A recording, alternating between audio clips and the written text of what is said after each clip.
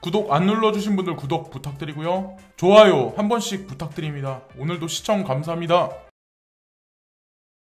안녕하세요, 찰리브라입니다. 여러분들 아마 지금 업비트 창이나 아니면 뭐 시세 창을 보시면 걱정하시는 분들도 아마 되게 많을 거예요. 이러다가 폭락은 하지 않을까. 왜냐면 제가 보는 해외 차트있을 대부분의 분들도 비트코인이 57,000달러까지 떨어질 거다라고 예견하신 분들이 어제랑 오늘도 아마 되게 많았었어요. 그래서 대부분 뭐 차트 하시는 분들이 그냥 뭐 기술적인 어떤 측면으로 그렇게 예측하는 거는 그분들의 그냥 뭐 해석이지, 그 사람들이 뭐 잘 맞춘다 못 맞춘다 여기에 이제 중점을 두면 안 되는데, 지금 현재 돌아가는 시장 상황을 보면 만약에 진짜 폭락장을 연출할 거다라고 우리가 예측하려면 사실은 지금 현재 메타버스 코인들 있죠. 뭐 디센트럴랜드라든가 엔진이라든가 샌드박스가 여기서 사토시 가격이 상승하면 안 돼요. 그러니까 이건 뭘 뜻하냐면 시장을 세력들이 그렇게 크게 죽이지 않겠다는 의지를 사실은 그런 몇몇 개 코인을 통해서 보여준다라고 전 생각을 해요. 그러니까 사토시 가격이 약간 완만하게 약간 정도 아마 하락을 아마 했을 거예요. 그래서 저는 뭐 개인적으로 그렇게 폭락이 올 거라고는 개인적으로 생각을 안 해요. 그래서 제가 이제 방송에 들어가기 전에 이제 한마디 드리고 싶은 게 뭐냐면, 폭락 걱정만큼 투자는 하셔라. 내가 걱정하는 만큼만 투자하시고 확신하는 것만큼만 투자를 하셔라. 예. 항상 예전에도 이거를 뭐 강조해서 말씀을 드리는데, 1,000만 원만큼만 투자해야 하는 사람이 여기다가 1억 넣는 사람, 아니면 100만 원 투자해야 되는 사람이 1,000만 원 넣으면 안 된다는 거죠. 그래서 본인의 어떤 그 자금 사정에서 뭐 어느 정도 여유 있는 만큼만 하는 게 저는 이제 맞다라고 생각을 해요. 그러니까 이렇게 생각하시는 분들도 있거든요. 아, 내가 베리 실버트가 있었던 2012년으로 가면 비트코인을 7달러로 사서 나는 지금 엄청난 부를 획득을 했을 텐데, 근데 막상 이 시대로 만약에 우리가 타임머신을 타고 과거로 돌아가서 그때 시절로 돌아가면, 우리가 만약에 베리 실버트가 아니기 때문에 비트코인이 7달러라고 했었어도 우리가 이거를 과연 샀을까요? 저도 이거는 못 샀어요. 왜냐면 2012년부터 2016년에 6년도까지 변한 게 많이 없었어요, 사실은. 근데 2016년도에 오면서 그때는 인프라가 2012년보다는 많이 드러났겠죠. 대중한테 던져진 퍼즐 조각이 더 많았었겠죠. 2016년에 50만 원이었어요. 이때도 제가 베팅을 했었을 때 저도 마찬가지로 모든 돈을 다 날릴 수 있다는 생각을 하면서도 사실 던졌어요. 왜? 금은값이 안 올라가는데 갑자기 비트코인이란 존재가 제 눈에 띄어가지고 저희 이제 그랬었거든요. 근데 여러분들도 똑같아요. 지금 2021년에 와서 2012년보다 2016년보다 대중한테 던져진 퍼즐 조각이 더 많이 늘어나서, 개수가 더 많이 늘어나서 이제 그림의 형상이 점점점 보이기 시작을 하잖아요. 그림의 윤곽이 뚜렷하게 대중들이 보기에 좋게 나타나기 시작하면 지금의 전반적인 코인 시장의 가격은 두 번 다시 볼 수 없게 아마 될 거예요. XRP 가격도 실체가 드러나지 않기 때문에 지금 현재의 가격이지, 실체가 100% 드러나면 지금의 가격은 의미가 없다는 거죠. 이땐가 아마 2016년도에 전 뭐 XRP에 관심이 없었는데 이때 아마 10원인가 20원인가 아마 그랬었을 거예요, 제가 기억하기엔. 자, 이제 본론에 들어가서, 데이브 슈왈츠가 이제 리플사의 CTO인데 브래드 갈링하우스가 이제 그 CEO죠. 자, 이분들이 이제 뭐 NF 시장으로 확대할 거다 뭐 이런 얘기를 지금 하고 있어요. 그래서 가격 좀 빨리 올라가 줬으면 좋겠다. 근데 제가 항상 말씀드리지만 진짜 대물은 뉴스가 뚜렷하게 대중들이 접근할 수 있게 나오지 않아요. 확신을 갖게 만들지 않아요. 그래서 제가 대물 중에 대물이라고 말하는 이유가 여기 딱 극명하게 한 문장이 나와 있는데, 리플의 다음 단계가 무엇이냐 코인텔레그래프가 물어봤어요. 그랬더니 딱 이 얘기를 하네요. 우리는 CBDC를 위해 열심히 노력해왔다. 흥미로운 점은 CBDC가 무엇을 할 수 있는지 잘 모르는 사람들이 많다는 것이다. 우리의 비전은 전 세계 모든 금융기관이 모든 법정화폐를 다른 모든 금융기관과 몇 초 안에 결제할 수 있다고 상상하는 것이다. 그것은 거대하지만 상호 운영성과 보안이 필요합니다라는 얘기를 하죠. 그러니까 일부 코인이 막 이렇게 가격이 치솟고 막 이래서 그들이 글로벌하게 움직인다고 말할 수 있나요? 자, 유일하게 그렇게 얘기할 수 있는 거는 이 XRP 밖에 없어요. 그래서 저도 이 코인을 나쁘지 않게 평가를 했었던 거고. 그리고 마지막에 운용성과 보안이란 얘기를 또 강조를 하죠. 보안이란 얘기. 그래서 익명성 코인이 필요로 하다는 거죠. GKC가 됐건 호라이젠이 됐건 어쨌건 그 뉴스도 추후에 아마 제가 개인적으로 보기에는 나올 가능성이 높다라고 생각을 합니다. 그리고 엑스파이, 엑스파이 뭐 에어드랍 한다 이런 얘기 했는데 송버드를 아마 여러분들 다 지갑에 아마 지급을 받으셨을 거예요. 뭐 업비트가 됐건 코인원이 됐건 고팍스가 됐건 뭐 코빗이 됐건. 근데 그 송버드를 저는 이제 매매를 안 했거든요. 예전에는 그냥 이런 코인을 받으면 그냥 싹 다 팔아버렸어요. 바로 받자마자.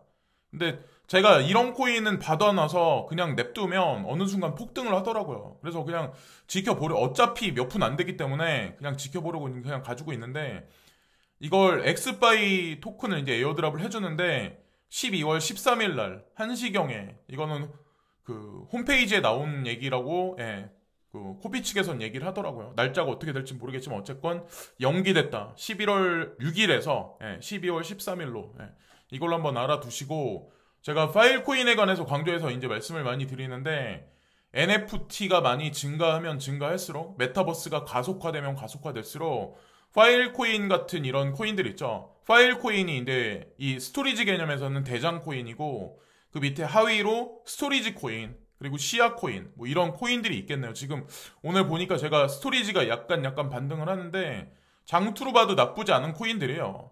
시야나 뭐 어떤 스토리지 같은 경우 파일 코인은 제가 대장이라고 이제 생각하는 어떤 그런 코인이고, 근데 이런 얘기가 나오죠. NFT가 여태까지 발행된 거 700만 개, 770만 개 정도 되네요. 근데 초당 이만큼씩 계속 발행된다. 뭐 이런 얘기가 있네요. 여기 나와 있는 거대로.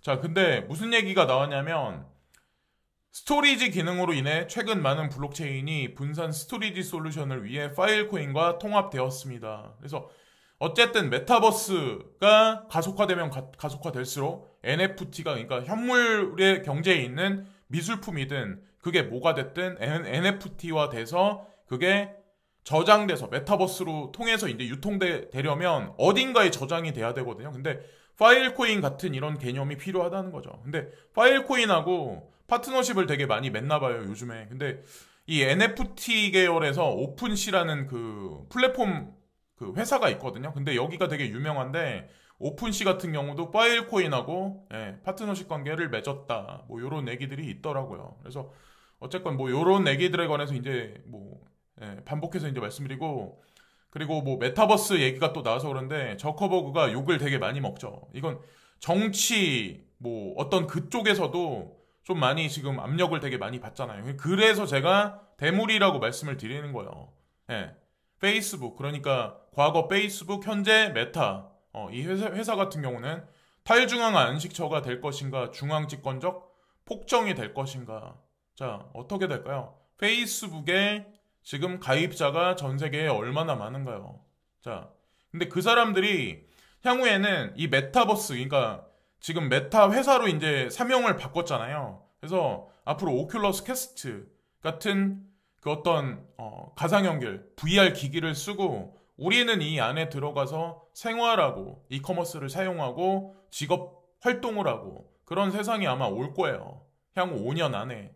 그 10년 안에 더 많은 일이 아마 벌어질 거고. 근데 매트릭스라고 제가 여기다 한 문장을 적어놨는데, 한마디로 이제 매트릭스죠. 매트릭스 세상 안에 들어가서 살게 되는 거예요. 예전에 이제 스티븐 스필버그 감독의 레디 플레이 원인가 하는 영화 있잖아요. 그게 아마 현실화될 가능성이 높다는 거죠. 가능성이 높은 게 아니라 현실화될 거예요. 그 안에서 코인들이 유통될 거고. 그래서 어쨌건 제 친구는 메타인가? 이 주식을 샀어요. 뭐 카카오인가? 카카오 같은 경우는 뭐 예전에 이제 헐값에 들어갔는데 어쨌건 고민 하더니 샀더라고요. 그리고 어떤 게 있냐면, 제가 이제 한 가지만 말씀드릴게요. 디센트럴 랜드가 또다시 살짝 막 반등을 하잖아요. 근데 여러분들 아시겠지만 이 코인도 쉽지 않은 코인이었어요. 횡보를 되게 오랫동안 했었어요. 하락하고 횡보를. 근데 제가 이거를 100원일 때 100원일 때 100원 밑에 사두면 나쁘지 않다라고 말씀드려서 그때 매집해서 지금까지 갖고 있는 사람은 많은 돈을 벌었겠죠. 물론 6,000원 가까이 찍은 다음에 3,000원 거의 가까이 폭락을 하긴 했지만 어쨌건 많은 돈을 버셨을 거예요. 근데 이게 중요한 게 아니라 100원 있을 때 제가 1,000원 갈 수 있다고 얘기를 하고 1,000원 갔을 때 10,000원 갈 수 있다는 얘기를 했었거든요. 방송에서. 근데 저를 비아냥거리고 하시는 분들도 개 중에는 있었어요. 이게 설마 이렇게 갈 수 있을까? 저한테 막 그러시더라고요. 근데 6,000원을 딱 찍으니까 사람들 태도가 변해요. 왜? 6,000원을 찍었다는 얘기는 10,000원 갈 가능성이 있는 거거든요. 그죠? 근데 코인은 그런 식으로 그러니까 바라봐야 돼요. 내가 코인 투자를 했으면. 그리고 더더욱이나 그레이스케일 자산운용사에서 수많은 메타버스 관련한 코인들이 있어요. 가상현실한 관련 코인들. 뭐 샌드도 있고 뭐 여러 가지 코인들이 있어요. 근데 왜 하필 디센트럴 랜드일까? 왜 하필 디센트럴 랜드일까? 한번 생각을 한번 해보셨나요? 그렇기 때문에 저도 이거를 이제 말씀드렸던 거예요. 어쨌건 뭐 제가 이제 뭐 생각하는 어떤 그런 가격대가 있는 거고 어떤 게 있냐면 사람들이 투자를 해요. 먼저 이제 투자를 해요. 묻지마 투자를 해요. 그리고 나서 하락을 해요. 하락을 하든 폭락을 해. 그러면 이제 고민을 하기 시작을 해요. 내가 잘못 선택을 한 건가? 그리고 나서 어느 시간이 지나가서 반등이 돼. 반등해서 원금 회복까지 와요. 원금 회복까지 갔는데 거기서 약간 더 오르잖아요. 그러면 올 매도해버려. 왜? 폭락할까봐. 걱정되니까. 근데 내가 그렇게 하고 나서 이제 폭등을 하죠. 여기서. 얼마 전에 그랬었죠. 이더리움 클래식도 마찬가지로 그랬었죠. 그러니까 이더리움 클래식도 아마 6만 원에서 익절을 하신 분들이 아마 되게 많을 거예요. 그리고 나서 20만 원 가까이 찍은 다음에 폭락을 해 놔 있는 상황이긴 한데 폭등을 막 그렇게 하죠. 뒷셈같이 폭등을 하고 결국에는 자책을 하죠. 자기 자신을 자책을 하죠. 이게 대부분의 사람들이 겪는 거예요. 이게 코인이 본래 가지고 있는 펀더멘탈적인 측면을 잘 봐야 돼요.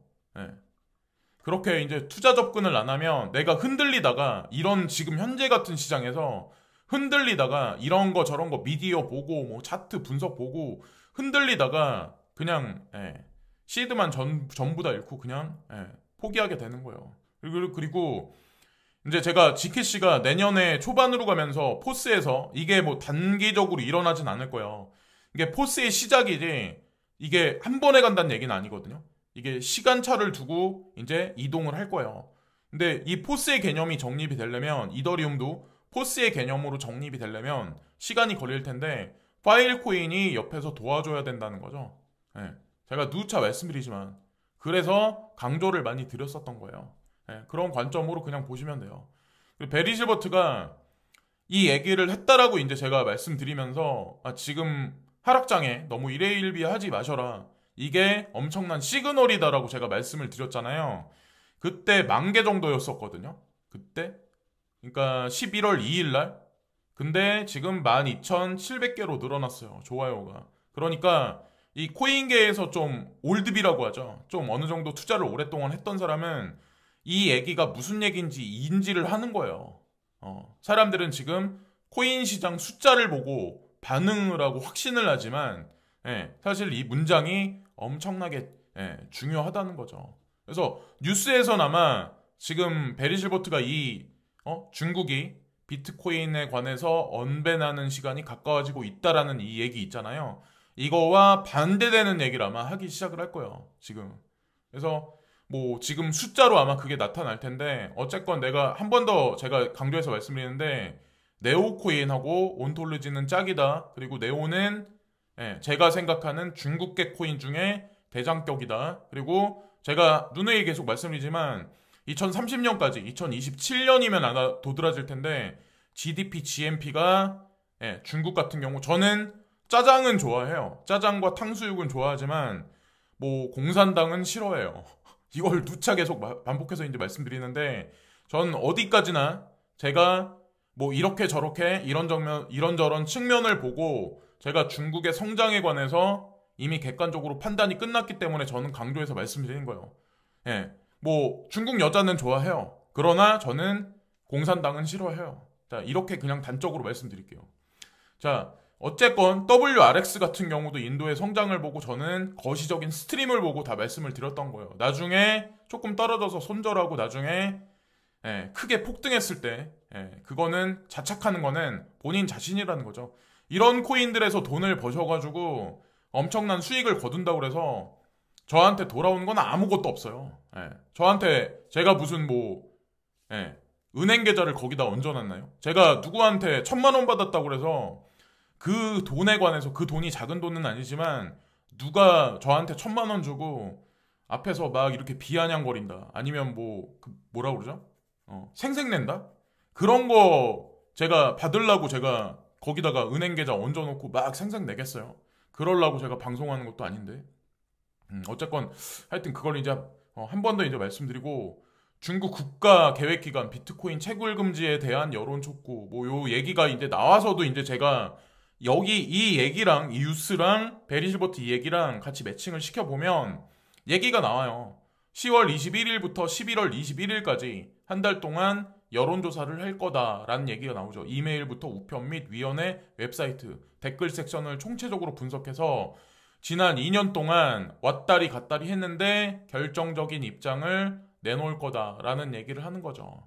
그래서 이 시간 이유가 아마 될 거예요. 그리고 인프라 법안에 관한 자금도 제가 아는 걸로는 셋째 주는 넘어가야 되는 걸로 알고 셋째 주 정도는 돼야 지금 바이든 대통령이 인프라 법안 통과에 관해서 사인해서 그게 결제되는 걸로 알고 있거든요. 그래서 여러 정황이나 시그널을 봤을 때는 조금 나쁘지 않게 흘러갈 가능성이 높다는 거죠. 단기적으로는 아마 불안한 장세가 올 수도 있어요. 위켄드. 그러니까 물정 모르는 사람들 코인을 뺏어가기 위해서. 그리고 여기 나와 있는 거대로 인플레이션이 전 세계적으로 지금 계속 발생하고 있어요. 그래서 캐나다 4.4%, 독일이 4.5%, 호주 4.9%, 미국은 5.4, 스페인도 5.5, 멕시코 6, 그리고 러시아도 8.1, 그리고 남미 같은 경우는 더없이 많이 인플레이션이 올라가고 있는 현재 상황인데 우리나라도 물가가 점진적으로 계속 올라가고 있잖아요. 이게 금리 인상한다고 해서 이게 물가가 올라가는 게 떨어질까요? 제가 이제 한마디만 여러분들한테 물어보고 싶어요. 금리 인상하면 물가가 떨어지나요? 그건 아니에요. 그러지 못해요. 그래서 어쨌건 우리는 지금 현재 인플레이션에 대응하기 위해서 돈을 투자를 한 거고 폭등하기 전이기 때문에 기다리는 어떤 그런 입장이지 여기서 그냥 일부 뉴스를 보고 어떤 뭔가의 해석을 보고 그렇게 1회 1비에서 결정 내리시기에는 좀 약간 그러지 않나라는 생각을 합니다. 그래서 그냥 지금 힘드시겠지만 진득하니 기다리시다 보면은 여러분들이 투자하신 코인에서 뭔가 어떤 큰 폭등의 상승이 아마 분명히 올 거예요. 그 맛을 내가 투자한 코인에서 그 월척의 맛을 본 사람들은 제가 이제 말씀드리면 그거를 인지를 하는데 안 해봤던 사람은 몰라요. 조금 하락하면 불안할 수밖에 없어요. 오늘도 이런저런 과거 기사를 들추어내서 이런저런 말씀을 드렸는데 오늘도 즐거운 하루들 되시고 하여튼 너무 기운을 잃지 마세요. 끝까지. 오늘도 화이팅 하시고요. 오늘도 감사합니다.